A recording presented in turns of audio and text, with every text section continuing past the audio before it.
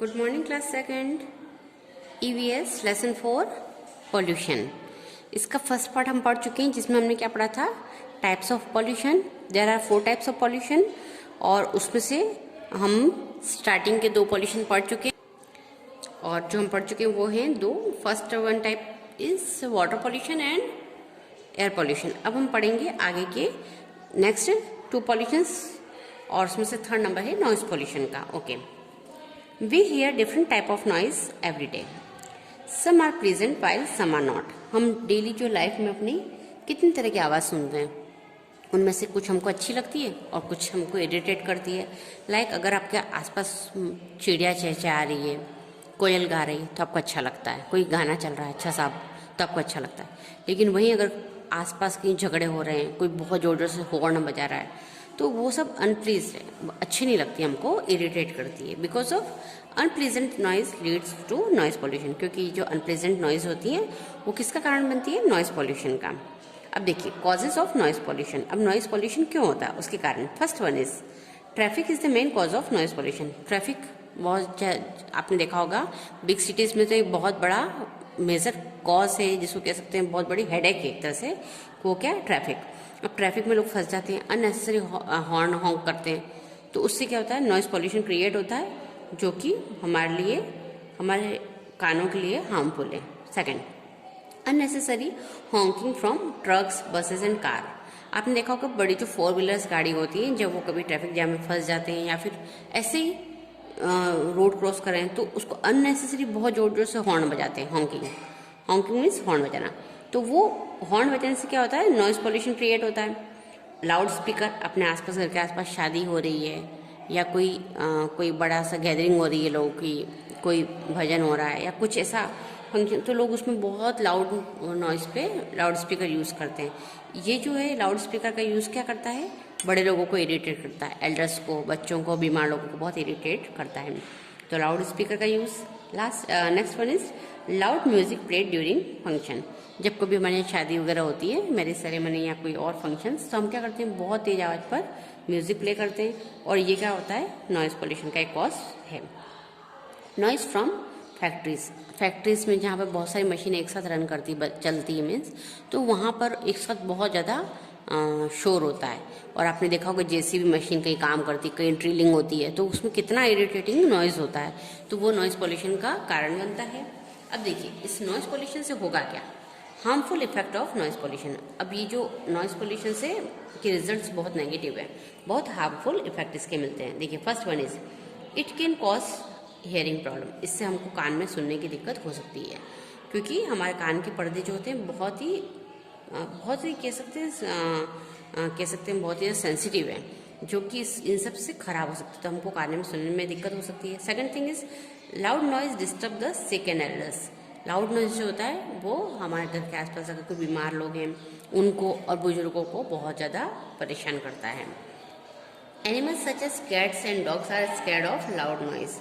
From example noise emitted from fire crackers.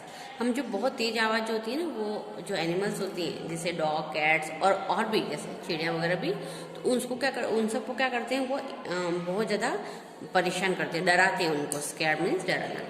तो आपने देखा होगा स्पेशली हम जब फायर क्रैकर्स मीन्स पटाखे यूज़ करते हैं, तो उन पटाखों के शोर से ये डॉग्स, कैट्स, काऊ और आसपास के जितने भी छोटे छोटे चिड़िया हैं वो सभी डर कर इधर उधर उड़ते रहते हैं। क्यों? क्योंकि वो उससे एकदम डर जाते हैं।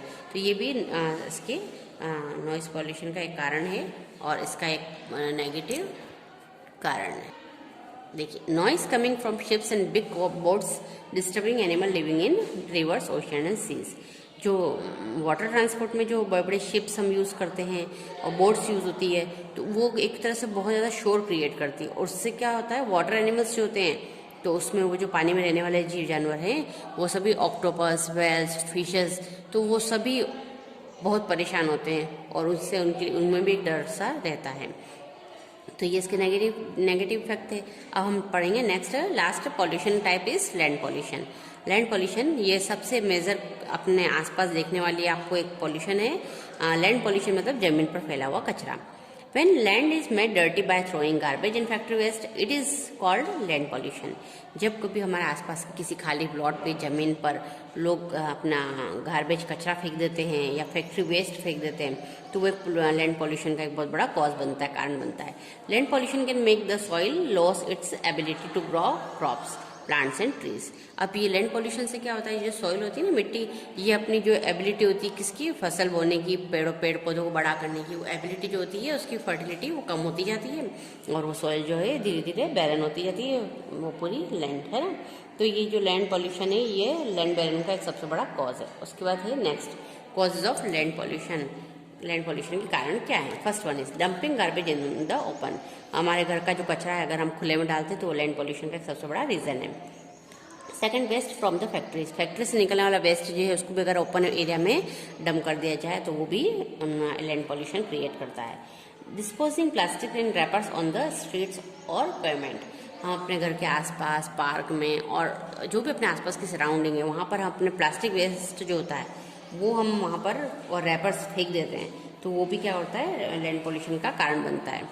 Over use of fertilisers such as insecticides by farmers in field making the land unfit for growing crops. जो किसान होते हैं वो क्या करते हैं, अपनी फसल को जल्दी जल्दी बढ़ाने के लिए तो उसमें क्या करते हैं, वो बहुत से फर्टिलाइजर्स और इंसेक्टिसाइड्स जो हैं वो यूज़ करते हैं. उससे क्या होता है, सॉइल अपनी जो मेन खुद की क्या होता है फर्टिलिटी पॉइंट जो है वो उसका लेवल कम होता जाता है और वो जो सॉइल है या लैंड है वो अनफिट हो जाती है अगले नेक्स्ट क्रॉप्स को पैदा करने के लिए.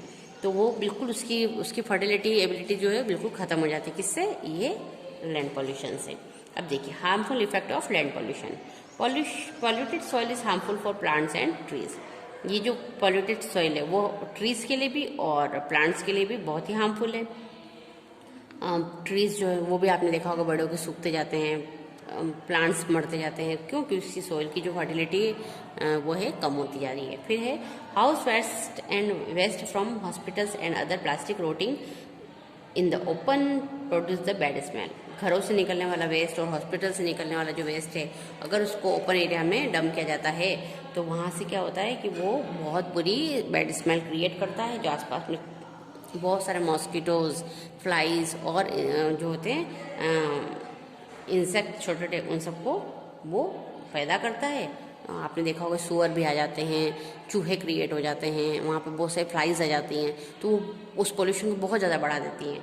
फिर देखिए it also attract many flies, cockroaches and other insect. और गंदगी जो है बहुत सारी फ्लाइज को, मक्खियों को, कॉकरोचेस को और इंसेक्ट जो होते हैं छोटे छोटे उनको वहाँ पर क्रिएट कर देती है जो हमारे हेल्थ के लिए तो बहुत ही हार्मफुल है. Using too much fertiliser making the soil unfit for growing crops. और बहुत ज़्यादा फर्टिलाइजर यूज़ करना भी सेफ नहीं है. Now picture study. What is the man doing in the picture? क्या कर रहा है? The man is dumping garbage along the road side. सड़क के साइड में गार्बेज डाल रहा है. How will it harm the environment? कैसे करेगा? It cause pollution and that will be harmful for our health. ये जो इसने काम किया है इससे क्या होगा? पॉल्यूशन होगा जो उसकी खुद की, उनके और उनकी फैमिली के हेल्थ के लिए अच्छा नहीं होगा. तो इस तरह से हमने ये 4 तरह की पॉल्यूशन पढ़. और अब पढ़ेंगे हम प्रोटेक्टिंग आवर एनवायरनमेंट. हम किस तरह से अपने एनवायरनमेंट को प्रोटेक्ट कर सकते हैं. कुछ स्टेप्स हमको उठाने ही पड़ेंगे जिससे हम अपने एनवायरनमेंट को क्लीन रख सकें. First one is plant more trees. सबसे बढ़िया आप बहुत ज़्यादा से ज़्यादा प्लांट लगाएं.